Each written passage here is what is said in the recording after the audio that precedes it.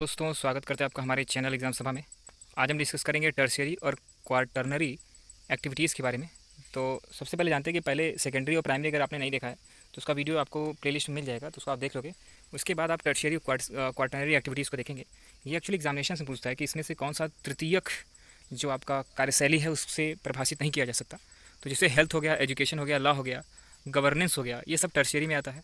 Tertiary में आपका service sector आता है और इसमें आपका मैन पावर जो होता है वो इंपॉर्टेंट होता है। मतलब कहने का मतलब पता है कि आज की डेट में अगर बात करो, कोई भी अगर डेवलपिंग कंट्री या फिर डेवलप्ड कंट्री है तो उसमें सर्विस सेक्टर में लोग ज़्यादा रहेंगे, आईटी सेक्टर में लोग ज़्यादा रहेंगे। तो अगर ऐसे सेक्टर में लोग ज़्यादा रहते हैं तो आपका किसी भी पर्टिकुलर अगर देश की बात करें तो वो आपका प्रगति करता है। ठीक है, तो अगर ट्रेड एंड कॉमर्स की बात करें तो ट्रेड एंड कॉमर्स किस टाइप का होता है टर्शियरी और क्वार्टरनरी में, उसकी बात करेंगे। So buying and selling of items, place called trading. Trading का जो प्लेस कहलाता है उसको कैसे डिफाइन कर सकते हैं? कोई ऐसी जगह जहाँ पे हम खरीद सकते हैं या फिर बेच सकते हैं, आइटम्स को बेच सकते हैं, तो उसे क्या कहा जाता है? आपका ट्रेडिंग सेंटर कहा जाता है। ठीक है, यहाँ पे कलेक्शन और डिस्ट्रीब्यूशन पॉइंट्स अलग अलग होते हैं।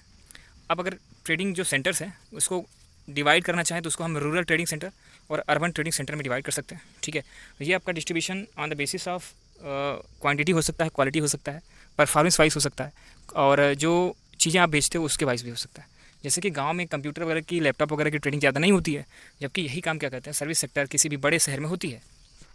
अब बात करते हैं कि ट्रेडिंग सर्विसेज जो होती हैं वो अलग अलग तरीके होते हैं। जैसे कि रिटेल ट्रेडिंग सर्विस होती है, इसी तरीके से होलसेल ट्रेडिंग सर्विस होती है।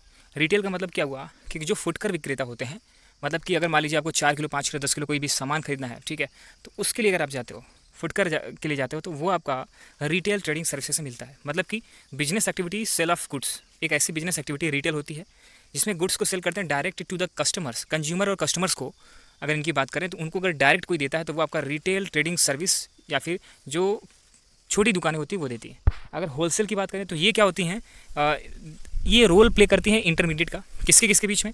इंटरमीडिएट आपका रिटेल और कंपनी के बीच में। मतलब कि जो छोटे किराने वाले होते हैं या फिर दुकान वाले होते हैं, उनसे और कंपनी के बीच का जो एक टर्म है, एक कड़ी जुड़ी हुई है, वो आपका कुछ और नहीं बल्कि होलसेल ट्रेडिंग सर्विस होती है। इसमें बल्क बिजनेस होता है, intermediate between retail store and the manufacturing companies. अब बात करते हैं ट्रांसपोर्ट और कम्युनिकेशन सर्विसेज। तो देखो, कोई भी कंपनी अगर आप लगाते हो तो उसमें ट्रांसपोर्ट काफ़ी कुछ मायने रखता है।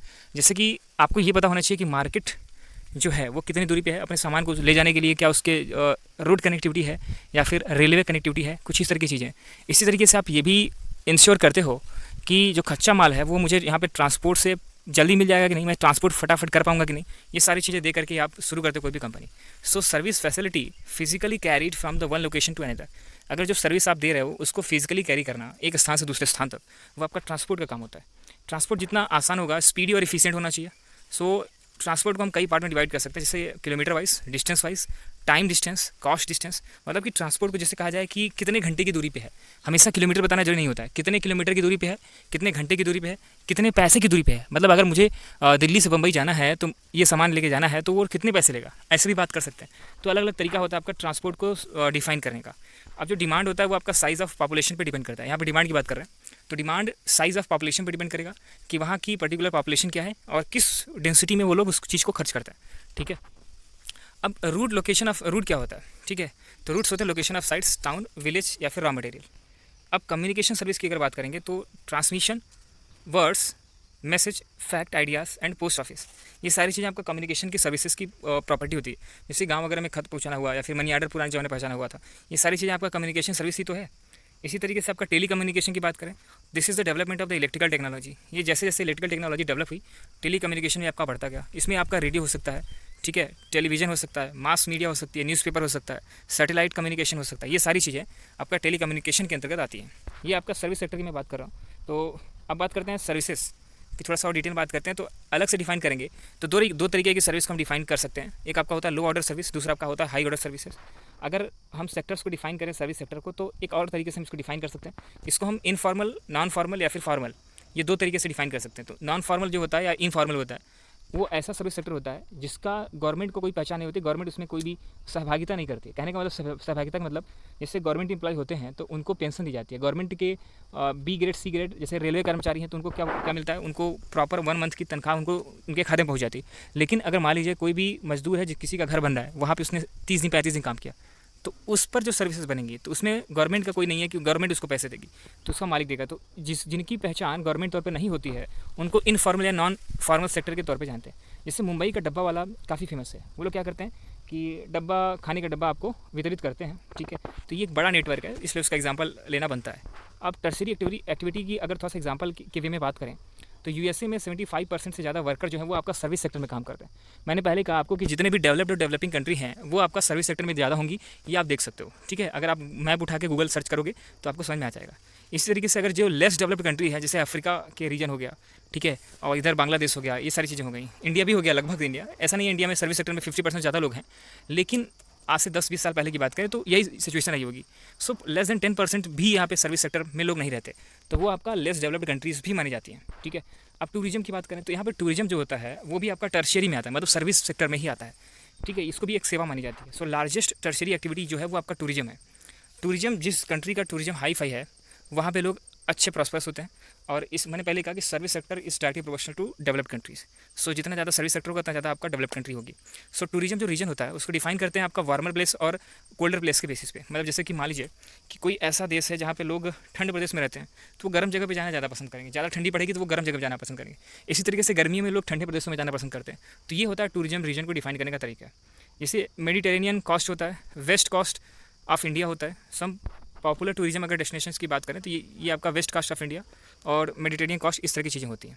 अब बात करते हैं जैसे नेशनल पार्क हो गया, हिस्टोरिकल टाउन हो गया, मॉन्यूमेंट्स हो गया, हेरिटेज साइट्स हो गए, तो ये सारी चीज़ें आपका किस में डिपेंड करती हैं, ये आपका टूरिज्म में आता है।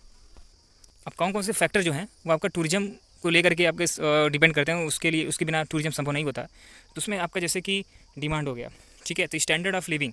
दूसरा आपका ट्रांसपोर्ट हो गया, इंपॉर्टेंस ऑफ ट्रांसपोर्ट फैसिलिटी होनी चाहिए, ठीक है। जैसे एक जगह से दूसरी जगह तक वहाँ पे कैरी करना है तो लोग पैसे देने के लिए तैयार रहते हैं, लेकिन उनको जो फैसिलिटी वो प्रॉपर चाहिए। तो अब जो टूरिज्म अट्रैक्शन है वो कैसे मिलता है, वो डिपेंड करता है आपका क्लाइमेट पे, वो डिपेंड करता है लैंडस्केप पे, मतलब वहाँ की प्राकृतिक छटा कैसी है, उस तरह से बात करते हैं। हिस्ट्री ऑफ आर्ट, अगर मान लीजिए पुरानी कोई अच्छी चीज़, जैसे ताजमहल की बात करें तो वहाँ पे पुरानी चीज़ें हैं कि नहीं। इसी तरीके से राजस्थान में कई चीज़ें हैं, उदयपुर हो गया आपका, चित्तौड़गढ़ हो गया, ये सारी चीज़ें आपकी फेमस हैं।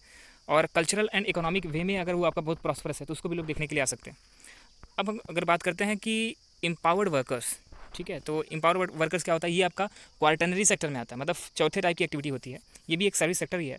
जैसे एंटरप्रेन्योरशिप हो गया, आज की डेट में एंटरप्रेन्योर या फिर जो स्टार्टअप करने वाले लोग हैं उनको हम इन्हीं सेक्टर में रखते हैं, ठीक है, क्वार्टनरी सेक्टर्स में रखते हैं। ये आपका स्लोली इमर्जिंग आपका क्यूनरी सेक्टर है। और यही चीज़ जो होता है वो धीरे धीरे करके आपका फिफ्थ एक अलग तरह का आपका सेंटर बना देता है, उसमें जाकर के इसको डिफाइन कर सकते हैं, ठीक है।